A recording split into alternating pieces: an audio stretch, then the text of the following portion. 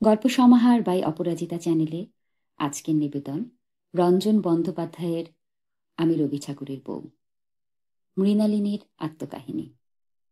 আজ পড়ছি সূচি 2। উনি বলেছেন ওর বিয়ের কোনো গল্প নেই। ওর বিয়ের গল্প থাকবেই বা কি করে? আমার মতো অতি সাধারণ অল্প শিক্ষিত একটি গ্রাম্য বালিকার সঙ্গে বিয়ের গল্প তো না থাকাই স্বাভাবিক। কিন্তু আমার বিয়ের মস্ত বড় গল্প। রবি ঠাকুরের সঙ্গে বিয়ে, গল্প থাকবে না? আমার সমস্ত জীবনটাই তো আমার বিয়ের গল্প। আমার বিয়ে হলো প্রায় 10 বছর বয়সে। রবি ঠাকুরের স্ত্রী হয়ে থাকলুম প্রায় 19 বছর। আর তো কিছু নেই আমার জীবনে, তার একের পর এক সন্তানের মা হওয়া এবং তাদের বড় করা এবং ক্রমশ একা আর অসুস্থ হয়ে যাওয়া ছাড়া। না না, আরও আছে। সে কথাটাই বড় কথা। আছে আমার পরিচয়ের গৌরব মহিমা। আমি ক্রমেই বুঝতে পারছি তেমন কিছুই না করেও আমি অমরত্বে উত্তীর্ণ হতে চলেছি। ওর আলোই আমার আলো। ওর দীর্ঘ যাত্রা আর হয়ে ওঠার ইতিহাসে আমার আসন চিরস্থায়ী। আমার মতো এত কাছ থেকে ওকে তো আর কেউ দেখেনি। সেই সৌভাগ্য তো শুধু আমার। আমার উপর ঈশ্বরের করুণার শেষ নেই। সব দিক থেকে কত সাধারণ, তুচ্ছ আমি। তবু আমিই দেখতে পেলুম চাঁদের উল্টো পিঠ। এ তো ঈশ্বরেরই আশীর্বাদ। সেই রবি ঠাকুরকে কজন জেনেছেন, চিনেছেন? আমি যাকে চিনি, জানি। আগেই বলেছি আমি লিখতে জানি না। উনি কি সুন্দর সাজিয়ে গুছিয়ে মনের কথা বলেন। আমি কিছুতেই পারি নে।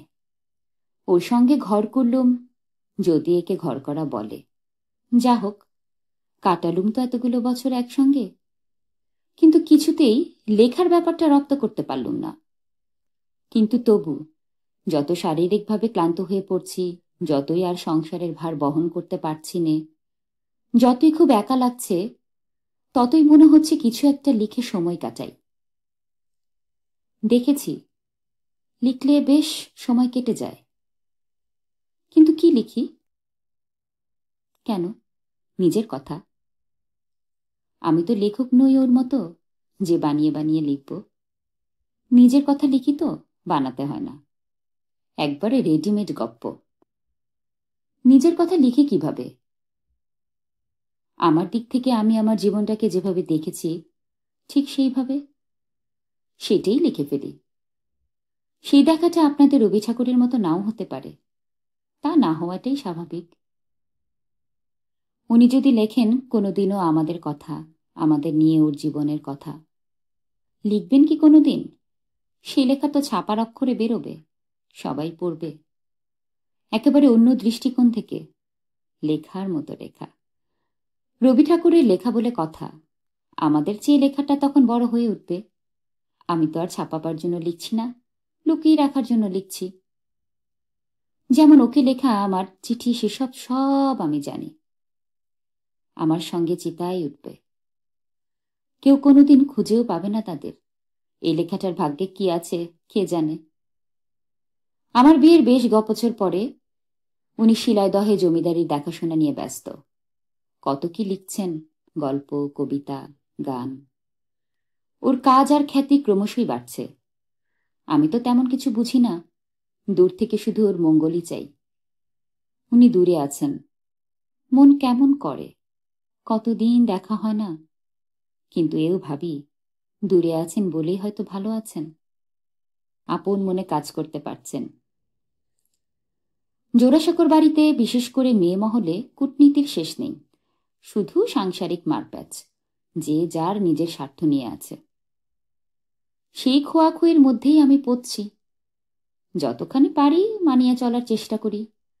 মাঝে মধ্যে মনে হয় সংসারের, ছেলে মেয়েদের সব দায়িত্বই কি শুধু আমার? ওকে কি কখনোই পাশে পাবো না?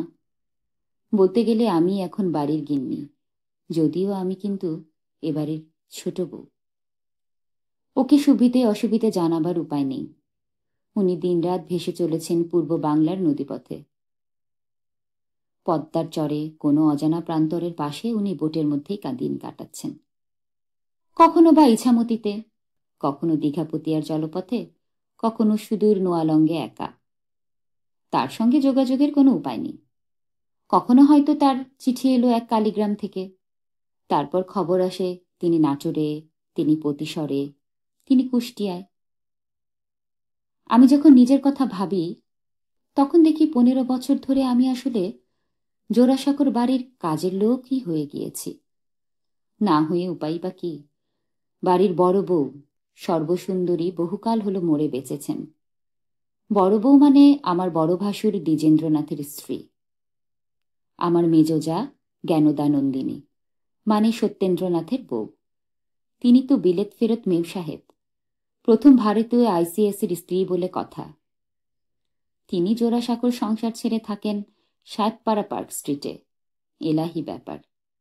বাবা মশাই আজকাল কলকাতায় এলে ওখানেই থাকেন।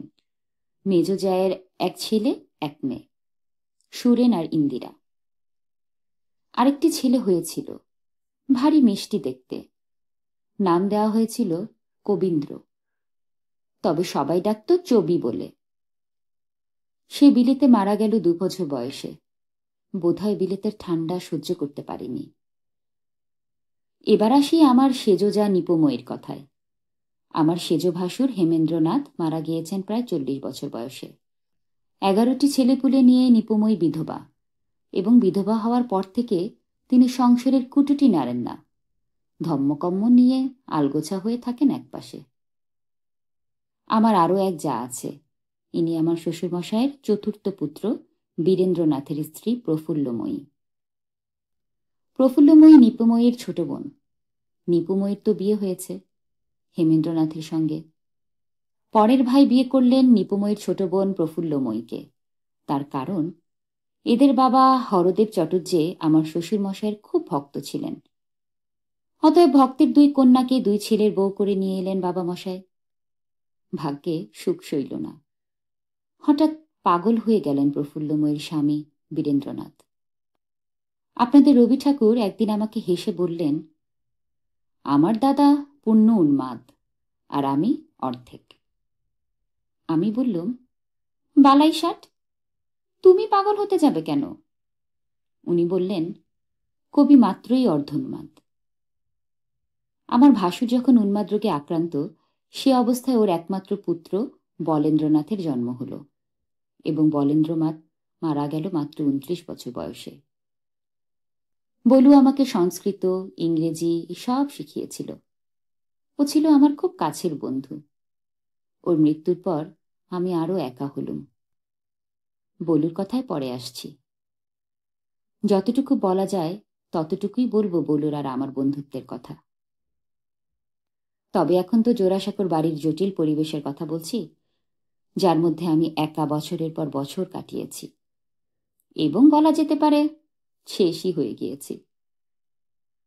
ওকে পাশে পাইনি বলেই বড্ড একা থাকতে হলো সারা জীবন। বলু মারা যাওয়ার পর বাবা মশাই বেশ একটা নিষ্ঠুর কাণ্ড করলেন। আমি মন থেকে মেনে নিতে পারিনি, কিন্তু উনি বাবা মশাইকে সমর্থন করেছিলেন। আমার মনের কষ্টটা বোঝেননি। বলুন মৃত্যুর পরে বাবা মশাই তার শেষ উইলে পাগল ছেলে বীরেন্দ্রকে পৈতৃক সম্পত্তি থেকে বঞ্চিত করলেন। কারণ দেখালেন, বলুর মৃত্যুর পরে বীরেন্দ্রের তো আর কোনো উত্তরাধিকারী নেই, তিনি নিজেও উন্মাদ, তাই তাকে সম্পত্তির ভাগ দেওয়া উচিত হবে না। তার বিধবা স্ত্রী প্রফুল্লময়ীর কথা বাবা মশাই একবারও ভাবলেন না। প্রফুল্লময়ীর জন্য নির্দিষ্ট হল 100 টাকা মাসোয়ারা।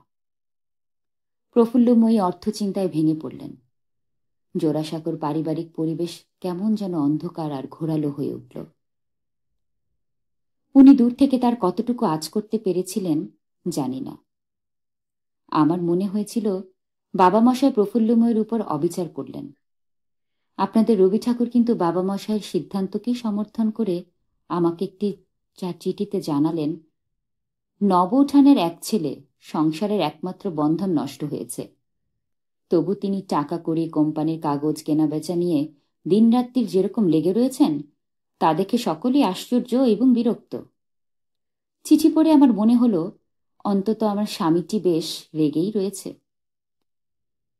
তবে আপনাদের রবি ঠাকুর এটাও জানালেন, তিনি মনুষ্যচিত্রের বৈচিত্র্য বিবেচনা করে নব উঠানের কাজকর্ম শান্তভাবে গ্রহণ করার চেষ্টা করছেন। আমার স্বামীর চিঠি পেয়ে প্রথম তাকে চিঠি লেখার খুব ইচ্ছে হয়েছিল এবং সেই চিঠিতে তাকে একটি প্রশ্ন করতে চেয়েছিলাম, কিন্তু চিঠি লিখিনি, প্রশ্নও করিনি, সাহসে কুলোইনি। আমার এই অগোছালো কিন্তু একেবারে খাঁটি আত্মজীবনীতে সেই প্রশ্নটি আপনাদের রবীন্দ্রনাথের উদ্দেশ্যে লিখে রেখে গেলুম। তুমি কি ভুলে গিয়েছিলে যে তোমার পাগল দাদার একমাত্র ছেলে বলু যখন মারা গেল, সে রেখে গেল তার 15 বছরের বিধবা বউ সাহানাকে? তার ভরণ পোষণের দায়িত্ব কি নব উঠানের উপর এসে পড়ল না? বাবা মশাই সে কথা ভুলে গেলেন কি করে? আর তুমিও তো শব্দটি পর্যন্ত করলে না। তোমার এই ব্যবহারে আমি যতটা না অবাক হয়েছিলাম, তার থেকে লজ্জা পেয়েছিলাম অনেক বেশি। আরও একটা ঘটনা ঘটল আমার চোখের সামনে। সাহানা অভিমান করেই চলে গেল এলাহাবাদে তার বাপের বাড়িতে। সাহানার বাপ মেজর ফকির চাটুর্যে জাতরেল মানুষ ছিলেন। তিনি 15 বছরের বিধবা মেয়েটির আবার বিয়ে দেওয়ার চেষ্টা করতে লাগলেন। সাহানা 12 বছর বয়সেই বলুর বউ হয়ে আসে। 3 বছরে তার কোনো বাচ্চা হয়নি। এই একটা সুবিধে ছিল, যেই না বাবা মশার কানে পৌঁছালো সাহানার বিয়ে দেবার চেষ্টা চলছে, অমনি উনি যেন দপ করে জ্বলে উঠলেন। উনি বিধবা বিবাহের একান্ত বিরোধী। এছাড়া উনি মনে করলেন ঠাকুরবাড়ির কোনো বিধবার অন্যত্র বিয়ে হলে তার এই বংশের মর্যাদাহানি হবে। বাবা মশাই তোমাকেই পাঠালেন এলাহাবাদে তার দূত হিসেবে। তোমার একমাত্র কাজ এই বিয়ে বন্ধ করে 15 বছরের সাহানাকে জোড়াসাঁকোর বাড়ির জেলখানায় ফিরিয়ে নিয়ে আসা। আমার মনে হয় তোমার মেজ দাদাকে যদি বাবা মশাই এ কাজটি করতে বলতেন, তিনি প্রতিবাদ করতেন। একমাত্র তারই মধ্যে আমি বাবা মশাইয়ের সঙ্গে স্পষ্ট কথা বলার সাহস দেখেছি। তোমার ভাইদের মধ্যে এ ব্যাপারে তিনি একা। তার অবশ্যই একটা বড় কারণ হলো তিনি প্রথম ভারতীয় আইসিএস, তার মাসে অনেক টাকা বেতন। তিনি বাবা মশাইয়ের তহবিল থেকে পাওয়া হাত খরচের উপর নির্ভর করেন না। বাবা মশাই যেই তোমাকে এলাহাবাদ যেতে বললেন, অমনি তুমি সুরসুর করে এলাহাবাদ ছুটলে। ঠিক যেমনি বাবা মশাইয়ের কথায় আমাকে সুরসুর করে বিয়ে করলে। আমাকে বিয়ে করাটা তো স্রেফ বৃত্তি আঁকা, তাই না? কেন বিয়েটা করেছিলে বলো তো? তুমিও কষ্ট পাচ্ছ, আর আমি? সে কথা ছাড়ো, অন্তত আপাতত, পরে তো আসতেই হবে সে কথা। এখন যে কথা বলছিলাম, তুমি চলে গেলে এলাহাবাদে। কি জন্য এলাহাবাদে যাচ্ছ ঠিক করে আমাকে জানাওনি। আমি জিজ্ঞেস করেছিলাম, তুমি বললে একবার সাহানাদের বাড়িতে যেতে হচ্ছে। সাহানার বাপের বাড়ি? সে তো এলাহাবাদে, তার ওখানে যাওয়ার কি দরকার পড়ল? বাবা মশায়ের আদেশ। মেয়েটা এ বাড়িতে ভালো ছিল না, খুব একলা হয়ে গিয়েছিল, সারাক্ষণ কাঁদত। প্রথম প্রথম তো কাঁদবেই, এত কম বয়সে বিধবা হলো। কিন্তু কি জানো ছোট বউ, ক্রমশই অভ্যস্ত হয়ে যেত। এ বাড়িতে এত লোকজন, ওর এখন মানুষজনের সঙ্গ প্রয়োজন। ওকে কি ফিরিয়ে আনতে চাচ্ছ? দেখা যাক। বাপের বাড়িতে গিয়ে যদি মেয়েটা একটু শান্তিতে থাকে, থাকুক না। এখনই ওকে ফিরিয়ে আনতে হবে? তুমি বুঝবে না ছোট বউ। সাহানা ঠাকুর বাড়ির বউ, এই বাড়ি ওর জায়গা। ওর অন্য কোথাও মন বসলে সেটা ওর ভবিষ্যতের পক্ষে ভালো হবে না। আমি অন্যের মুখে শুনলাম সাহানাকে এত তাড়াতাড়ি ফিরিয়ে আনার প্রয়োজন কেন হয়েছিল। বিধবা বিবাহের বিরোধিতা করেছেন বাবা মশাই আজীবন, কিন্তু তোমার নিজস্ব কোনো মত ছিল না। তুমি তো আমাকে কতবার বলেছ তুমি বিধবা বিবাহের পক্ষে, অথচ বাবা মশাই দেবেন্দ্রনাথ ঠাকুরের সিদ্ধান্তের প্রতিবাদে একটি কথাও বলার সাহস হলো না তোমার। আমি তোমাকে গভীরভাবে শ্রদ্ধা করি, খুব ভালোবাসি। তাই তুমি যখন সাহানাকে ভুলিয়ে ভালিয়ে জোড়াসাঁকোর বাড়িতে ফিরিয়ে আনার জন্য এলাহাবাদে গেলে, আমি বড্ড কষ্ট পেয়েছিলাম, লজ্জাও হয়েছিল। তবে আমি জানতুম সাহানার বাপের বাড়ি তোমার কথায় মজে যাবে।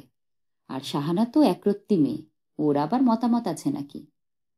আমার মনে এতটুকু সন্দেহ ছিল না, তুমি যখন ওকে আনতে যাচ্ছ ও ঠিকই চলে আসবে, আর ওর বাকি জীবন বিধবা হয়েই কাটবে। তোমার সঙ্গে কথায়, যুক্তিতে, বোঝানোর ক্ষমতায় কে এঁটে উঠবে? তুমি তো ভাষার ভগবান। তোমার কথায় কি জাদু, তার কত প্রমাণ তো পেলাম সারা জীবন। একটা জরুরি কথা বলতে ভুলে গিয়েছি। আমি অকৃতজ্ঞ নই, কথাটা বলতেই হবে।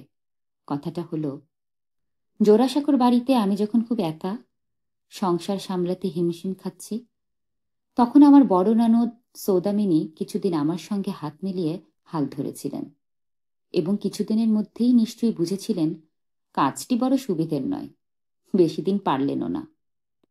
মনে হলো আড়াল থেকে আঙুল নাড়লেন বাবা মশায়। মেজ বৌদিদি জ্ঞানদা নন্দিনীরও কিছু ইশারা ছিল না, এমনও তো ভাবতে পারিনি। বাবা মশাই এখন কলকাতায় থাকলে মেজ ভাসুরের পার্ক স্ট্রিটের বাড়িতেই ওঠেন, জোড়াসাঁকোতে আর আসেন না। আমার বড় ননদ বাবা মশাইয়ের সেবা করার জন্য পার্ক স্ট্রিটের বাড়িতেই চলে গেলেন। বাবা মশাই নিজেও চেয়েছিলেন সেটাই তার জ্যৈষ্ঠ কন্যাটি তার কাছেই থাকুক। সুতরাং আমার ঘাড়ে জোড়াসাঁকোর সকল ভার চাপিয়ে বড় ননদ পিতৃ আজ্ঞা পালন করিতে বিন্দুমাত্র দ্বিধাবোধ করিলেন না। তখন তো পার্ক স্ট্রিটের বাড়ি জমজমাট। যে ভাসুরটি রূপে গুণে আমার রূপবান গুণবান, স্বামীটির চেয়েও বিন্দুমাত্র কম নন, সেই যতীন্দ্রনাথ সেইখানে। তবে স্ত্রী কাদম্বরীর আত্মহত্যার পরে তিনি ক্রমশ কেমন যেন হয়ে গেলেন। মেজ বৌঠানের খুব কাছের মানুষ হয়ে রইলেন, কিন্তু তোমার আমার কাছ থেকে ক্রমশই যেন দূরে সরে গেলেন। এর কারণ আমি ধীরে ধীরে জানতে পেরেছি। তুমি কিন্তু আমাকে কিচ্ছু বলনি। এত বছর হয়ে গেল তোমার আমার, তবু তোমার সেই আড়াল গেল না। তুমি এত বোঝো, এইটুকু বোঝো না? তোমার এক এবং অদ্বিতীয় জ্যোতি দাদার কথা যখন উঠলই, তখন তো তোমার নতুন বৌঠানের কথা উঠাতে বাধ্য। কিন্তু আমি বলতে চাই না সে বিষয়ে বিশেষ কিছু। তুমি যখন আড়াল করে রেখেছ, আড়ালেই থাক। তবে একেবারে যে আমাকে কিছুই বলনি তাও তো নয়। তুমি বলেছ তোমার মতো করে হয়তো সব কথাই। একমাত্র তুমিই পারো এভাবে সমস্ত বলতে। সেই সমস্তর মধ্যে আড়াল থেকেই যায়। তুমি আমাকে বলেছিলে তুমি নতুন বৌঠানকে খুব ভালোবাসতে, আর বলেছিলে নতুন বৌঠানও তোমাকে খুব ভালোবাসতেন। সেই নতুন বৌঠান কেন তোমার আমার বিয়ের কমাসের মধ্যেই আত্মহত্যার পথ বেছে নিলেন? কি এমন দুঃখ হলো তার? যখন তিনি আত্মহত্যা করলেন আমার বয়স তখন 10। কিছুই বুঝিনি। একটা দৃশ্য কেবল মনে আছে। তুমি আর তোমার জ্যোতি দাদা দুজনে নতুন বৌঠানকে ধরে তাকে দক্ষিণের বারান্দায় হাঁটাবার চেষ্টা করছো। তিনি সামনের দিকে ঝুলে পড়ে ঘুমিয়ে পড়ছেন, আর তোমরা দুজনে তাকে জাগিয়ে রাখার চেষ্টা করছো, কিন্তু কিছুতেই জাগিয়ে রাখতে পারলে না। আমার মনে আছে তাকে। ঠাকুরবাড়ির সব বৌদের চেয়ে তার গায়ের রং ময়লা, আমার থেকেও। কিন্তু সব থেকে সুন্দর তিনি। তার সঙ্গে আমার বেশি দেখা হয়নি। তিনি তো ঘর থেকে বেরোতেনই না। আমাকেও তুমি কোনোদিন নিয়ে যেতে না ওর ঘরে। তুমি যেতে মাঝে মধ্যে, অনেকক্ষণ থাকতে। যখন ফিরে আসতে আমার কাছে, তোমার মন থাকতো অন্য কোথাও। আমি যে ঘরে আছি খেয়ালই থাকতো না তোমার।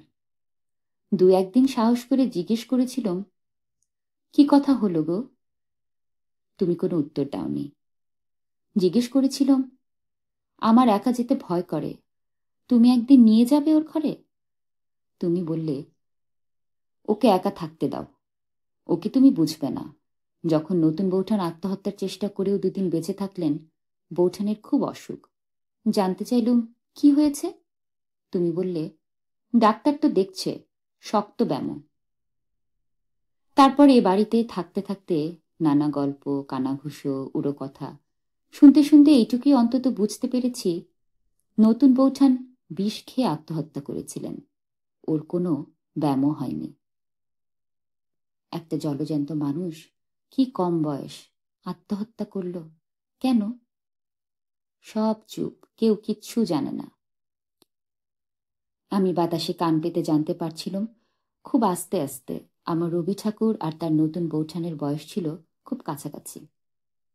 নতুন বৌঠান ছিলেন মাত্র 2 বছরের বড়, আর এ বাড়িতে আমার স্বামী ছাড়া তার কোনো বন্ধু ছিল না। ওদের মনের মিল হয়েছিল। ওদের সম্পর্কটা আমি খুব ধীরে ধীরে অনুভব করেছিলাম। যেমন একটু একটু করে আলু ফুটে ভোর হয়, ঠিক সেইভাবে। যেদিন তার নতুন বৌঠান চলে গেলেন, সেদিন অনেক রাত্রি পর্যন্ত উনি ঘরে এলেন না। কোথায় উনি? আমি চুপি চুপি ছাদে গিয়ে দেখি উনি পায়চারি করছেন আর মাঝে মাঝে আকাশের দিকে তাকিয়ে বলছেন, কোথায় তুমি নতুন বৌঠান? তুমি ফিরে এসো, আমি তোমাকে ছেড়ে বাঁচব কি করে? আমি আর কখনো ওকে এমন উদ্ভ্রান্ত দেখিনি। আমি কাঁদতে কাঁদতে একা ঘরে ফিরে এলুম। শুরু করেছিলুম বিয়ের কয়েক বছর পরে শিলাইদহে একটি ঘটনার কথা মনে করে, কিন্তু সেই ঘটনা চুলোয় গেল। কথায় কথায় কোথায় চলে এসেছি একেবারে আমার বিয়ের মাস তিনেকের মধ্যে। লেখক না হলে যা হয় আর কি, খালি খেই হারিয়ে যায়। তা হোক, এই লেখা তো কেউ কোনোদিন ছাপবে না, শুধু সময় কাটানোর জন্য লিখছি। মনের মধ্যে কথা জমিয়ে রেখে কোনো লাভ নেই। মনের কথা লিখে ফেললে মন অনেক হালকা হয়ে যায়, আর মনের কষ্টটাও কমে যায়। সেদিন হঠাৎ বৃষ্টি এলো, আষাঢ় মাসের বৃষ্টি। উনি লেখা বন্ধ করে জানলার কাছে গিয়ে বসলেন। বরাবর দেখেছি বৃষ্টির সঙ্গে ওর খুব গভীর একটা সম্পর্ক। বৃষ্টি আর উনি যেন পরস্পরের মনের কথা বোঝেন। আর কারো সঙ্গে বৃষ্টির এমন বন্ধুত্ব দেখিনি। কতবার দেখেছি, শান্তিনিকেতনে দেখেছি, শিলাইদহে দেখেছি, শাহজাদপুরে দেখেছি। বৃষ্টি এসেছে, উনি তাকিয়ে আছেন মেঘের দিকে, আকাশের মধ্যে যেন হারিয়ে গিয়েছেন। সে সময় উনি একেবারে অন্য মানুষ, সংসারের বাইরের মানুষ। গান লেখার সময়ও তিনি এরকম। অন্য কিছু লেখার সময় হয়তো খুব কথা বলা যায়, কিন্তু বৃষ্টি আর গানের সঙ্গে উনি একাকার হয়ে থাকেন। তখন উনি আমাদের কেউ নন। আমার কি সৌভাগ্য, এই দুই ভাবের মধ্যেই আমি ওকে কতবার কত কাছ থেকে দেখেছি। আমি ওর কাছে গিয়ে দাঁড়িয়েছি, উনি ডুবে আছেন, টেরও পাননি। টেবিলের উপর ওর লেখার কাগজ, কলম। কি লিখছেন উনি? লেখা বন্ধ করে উঠে গিয়েছেন জানালার কাছে চেয়ারটিতে। টেবিলের কাছে গিয়ে দেখি মুক্তোর মতো হাতের লেখায় ইন্দিরাকে একটি চিঠি লিখছেন। কোথাও একটি কাটাকুটি নেই। কি এক তোড়ে বেরিয়ে এসেছে তার মনের কথা। আমার সব চিঠিটা মনে নেই, কিন্তু তার ভিতরের কথাটা মনে আছে। উনি লিখেছেন, যারা খুব অল্প অনুভব করে, অল্প চিন্তা করে, অল্প কাজ করে, তাদের সংসর্গে মনের কোনো সুখ নেই। ঠিক এই ভাষায় লেখেননি, কিন্তু মোদ্দা কথাটা এটাই। চিঠির শেষে লিখেছেন, আমাদের সমস্ত জীবনের সফলতাটা যে জায়গায়, সেখানে একটা প্রেমের স্পর্শ, একটা মনুষ্য সঙ্গের উত্তাপ সর্বদা পাওয়া আবশ্যক। নইলে তার ফুলে ফলে যথেষ্ট বর্ণগন্ধ এবং রস সঞ্চারিত হয় না। কথাগুলি আমার এমনভাবে মনে ধরল যে মুখস্থ হয়ে গেল। উনি তো কখনো আমাকে এই ভাষায় এমন ভাবের চিঠি লেখেননি, কেনই বা লিখবেন? আমি কি এমন চিঠির এমন ভাব আর ভাষার যোগ্য? আমি কি দিতে পারবো জীবনের সফলতার জায়গায় প্রেমের স্পর্শ, আমার সঙ্গের উত্তাপ? আর দিতে যদি পারিও আমার মতো অতি সাধারণ একটি মেয়ের প্রেমের কি বা দাম? একবার ইচ্ছে হলো ওর কাছে গিয়ে দাঁড়াই, ঢুকে পড়ি ওর ভাবের ঘরে, আর স্পষ্ট কণ্ঠে ওকে প্রশ্ন করি, সত্যি করে বলো, আমাকে বিয়ে করেছিলে কেন? জিজ্ঞেস করতে পারিনি, পারলে তো আমি অন্য মেয়েই হতুম। বলা যায় না, এমন প্রশ্ন করতে পারলে হয়তো উনি আমাকে ওর প্রেমের যোগ্য ভাবতেন কোনোদিনও। আমি ঘর থেকে বেরিয়ে এলুম নিঃশব্দে। কেন তুমি আমাকে বিয়ে করতে গেলে? আমার প্রিয় রবীন্দ্রনাথ, কেনই বা তোমাকে আমি এ প্রশ্ন করতে চেয়েছিল? এ প্রশ্নের উত্তর বা সঠিক উত্তর তুমি কিছুতেই দিতে পারতে না। সেই স্বীকারোক্তি তোমার পক্ষে করা সম্ভব নয়। আমি কিন্তু জানি কেন তুমি বিয়ে করেছিলে আমাকে। তোমাদের বাড়ির এক গরিব কর্মচারীর অতি সাধারণ 10 বছরের কন্যাকে। তোমার তখন বয়স প্রায় 23। নতুন বৌঠান তোমার জীবনে তখন একমাত্র ভালোবাসার মেয়ে, তোমার ধ্রুবতারা। তার বয়স 25। তাকে ছাড়তে বাধ্য হলে তুমি, আর বিয়ে করতে বাধ্য হলে 9 বছর 9 মাসের আমাকে। কি দিতে পারতুম আমি? কি বা তোমার পাওয়ার ছিল আমার কাছে? কেন তুমি বিয়ে করতে বাধ্য হলে সে গল্প আমি একটু একটু করে বুঝতে পেরেছি। কত মুখে কত কথা শুনতে শুনতে বুঝেছি তোমার জীবনে আমার জায়গাটা কোথায়। তোমার সঙ্গে তোমার নতুন বৌঠানের বন্ধুত্ব বলো, সম্পর্ক বলো, মনের দেয়া নেয়া বলো, ভালোবাসা বলো, তা যে কত গভীরে গিয়ে পৌঁছেছিল সে কথাও আমি ক্রমশ বুঝতে পেরেছিলাম। তোমার যখন দ্বিতীয়বার বিলেত যাওয়ার কথা হলো, এবার বিলেত যাবে তুমি ব্যারিস্টারি হতে, সেই খবর পেয়ে নতুন বৌঠান আত্মহত্যা করার চেষ্টা করেছিলেন, কিন্তু পারেননি। কেন আত্মহত্যা করার চেষ্টা করলেন তিনি? কারণ ঠাকুরবাড়িতে তিনি কারোর সঙ্গে মানিয়ে চলতে পারেননি। আমার মতো তিনিও ছিলেন এবারের কাজের লোকের মতো। তার সঙ্গেও তার স্বামীর বয়সের অনেক তফাৎ। তাকে তোমার নতুন দাদার যোগ্য স্ত্রী বলে কেউ মনে করতেন না, এমনকি তার নতুন দাদাও নন। একমাত্র তুমি ছিলে তার বন্ধু, তার একটি মাত্র মনের মানুষ। একমাত্র তোমার সঙ্গে গড়ে উঠেছিল তার ভারী মধুর এক সম্পর্ক। তুমি যখন প্রথমবার বিলেত গেলে তোমার বয়স 17, তোমার নতুন বৌঠান তখন 20। তুমি তাকে 1.5 বছরের জন্য ফেলে রেখে গিয়েছিলে এমন এক পৃথিবীতে যেখানে প্রতি মুহূর্তে তিনি তোমার অভাব বোধ করেছেন এবং কষ্ট পেয়েছেন। নতুন দেশে নিত্য নতুন অভিজ্ঞতার মধ্যে তুমি কিন্তু অতটা কষ্ট পাওনি রবি ঠাকুর। আমি অনেক ভেবেছি এবং ভাবতে ভাবতে কিছু সত্যের সন্ধান পেয়েছি। আস্তে আস্তে আমার চোখের সামনে থেকে পর্দাটা সরে গিয়েছে। আমি অনেকগুলো সিঁড়ি পেরিয়ে ধাপে ধাপে তোমার আমার সম্পর্কের আসল জায়গাটায় পৌঁছাতে পেরেছি।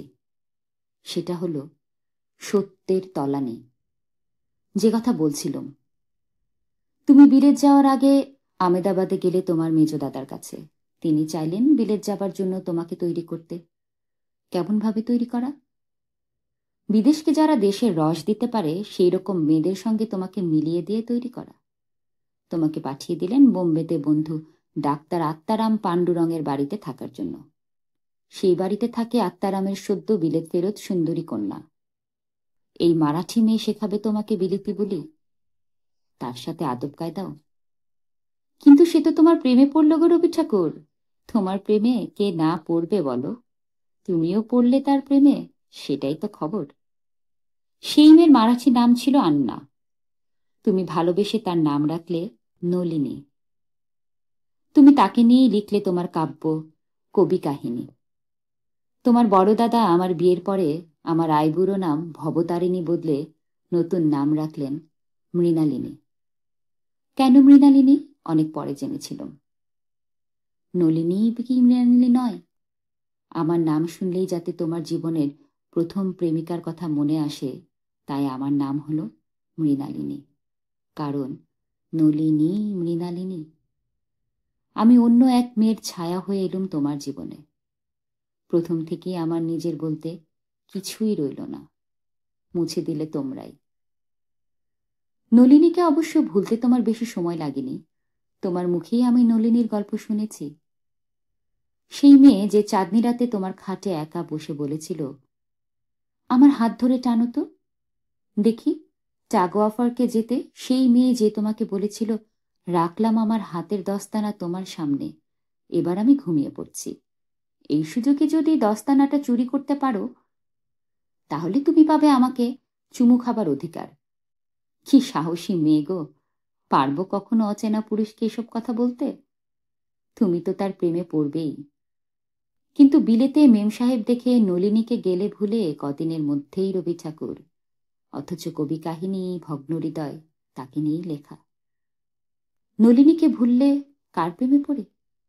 লুসি স্কটের প্রেমে পড়ে। লন্ডনে যাদের বাড়িতে গিয়ে উঠলে তুমি সেই ভদ্রলোকের 4 মেয়ে। লুসিই ছোট মেয়ে, তার সঙ্গে শুরু করে দিলে গান বাজনা প্রেম। শুধু কি লুসি? তোমার মুখে তো শুনেছি আরো অনেক নাম, Miss Long, Miss Vivian, Miss Mol. তুমি তো নতুন বৌঠানকে জানিয়েও ছিলে বিলেতে অপরিচিত মেয়ের সঙ্গে নাচতে নাচতে তোমার মন্দ লাগে না। জানিয়েছিলে যেদিকে পা বাড়াও সেদিকেই বিবিদের গাউন। জানিয়েছিলে যেদিকে চোখ ফেরাও চোখ ঝলসে যায় মেয়েদের রূপে। জানিয়েছিলে সকলের মুখে হাসি, আর হাসতে হাসতেই এসব বিলিতি মেয়েরা পুরুষের মন অধিকার করার যত প্রকার গোলাগুলি আছে সব তারা অকাতরে নির্দয়ভাবে বর্ষণ করছে। জানিয়েছিলে বিলেতে যে ঘর যত পিছল সে ঘর ততই নাচার উপযুক্ত। জানিয়েছিলে এই পিছল ঘরে পা কোনো বাধা পায় না, আপনা আপনি পিছলে আসে। আমি কি করে জানলুম? তোমার নতুন বৌঠানকে তুমি লিখেছিলে এইসব কথা, তাই আমি জানলাম। এসব কথা তো ছাপার অক্ষরেই লেখা আছে। আর আমি তো বুঝতে পেরেছি এসব লেখা তোমার নতুন বৌঠানকেই লেখা। তুমিই লিখেছ নতুন বৌঠানকে। এসব মেয়েদের কেউ তোমাকে ডেকেছে ইশারায়, কেউ চাপল্যের মাধুর্যে, কারো কাছে পেয়েছ রোম্যান্টিক উষ্ণতা, কারো সঙ্গে একা বেড়াতে গেছো বনের পথে, কারো সঙ্গে নেচেছ, কারো সঙ্গে গেয়েছ। কেউ দিয়েছে স্পর্শ সুখ, কেউ বা মনের তৃপ্তি।